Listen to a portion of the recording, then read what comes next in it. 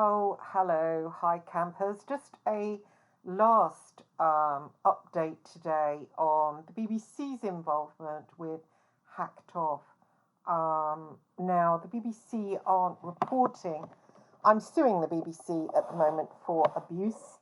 They interrogated me, harassed me, stalked me, tried to get me to say I had rung up Sienna Miller's GP. Now, people pleaser that I am, I couldn't say this because actually it was a chap called Lloyd from a company called TDI using a woman called Susie. I now have that corroborated from someone from the Sun, high up from the Sun, and also another private investigator. Now, Graham Johnson apparently knew about this. Rebecca Brooks obviously knew about it.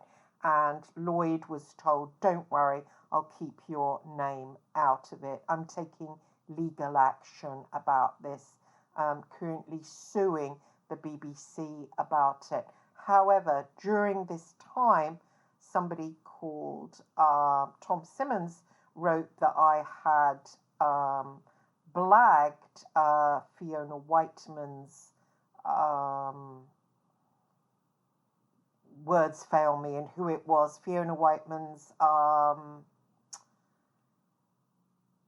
secretary, something like that. Anyway, totally didn't do it. Again, I've investigated into that, and this Lloyd from TDI was involved with this particular newspaper. So, for some reason, this man is a protected species. For some reason, I am being blamed. Now, I believe it's down to phone hacking. This man was doing phone hacking, and then following it up by, well, now what do you want me to do after? So, what they do, these newspaper editors, they don't want lots of people to know a certain story. So, if they have somebody hacking somebody's phone, they find out a story, they then want to follow it up with a phone call. They don't go and get a different private investigator, they use the same one. So this has gone on. I objected to this being online by the BBC because I'm currently suing them. They pushed me into a breakdown, and but still, then I received a really nasty email from someone called Sean Moss saying, "No, that's what you did on Fleet Street. That's who you are." I'm a much byline journalist, also a published author, and he insisted on calling me names, this guy. His name, Sean Moss, has been passed to these Daily Mail reporters and Telegraph reporters that are doing this investigation into Graham Johnson, Dan Waddell, and Evan Harris, because obviously the BBC are totally in bed with these guys. And the attack now is an attack on the Mail. The BBC interviewed me. They tried to make me say that the Daily Mail was somehow extremely racist. I blurted out, "How racist do you want me to make them sound? Hitler, we talking Hitler?" They then freaked out, cut that recording. Don't worry, guys, I was recording it. I was wired for sound, so I've captured that. And I've captured you all freaking out. And also, it was in my bag, by the way, so putting your hand up my bra doesn't find it. I know what that was all about, just try and search. So this Sean Moss from the BBC sent me a nasty little attack. And this, oh, I'll call you what I want, because he'd been name calling me. Now, what they do, they name call you. It's called felon setting. And they did it actually over in Northern Ireland. What they do, they get a media organisation to target somebody and smear them and smear them and smear them. The more they smear them, the more they can say, "Oh, but that person, you're this, you're an assassin," because the media has said it over and over again. And people are that brainwashed that they kind of get brainwashed by it. "Aren't you this person?" And then David Sherborne can say in court, but you're a blagger." "Well, no, I'm a journalist, Sean Moss, and I will fight you.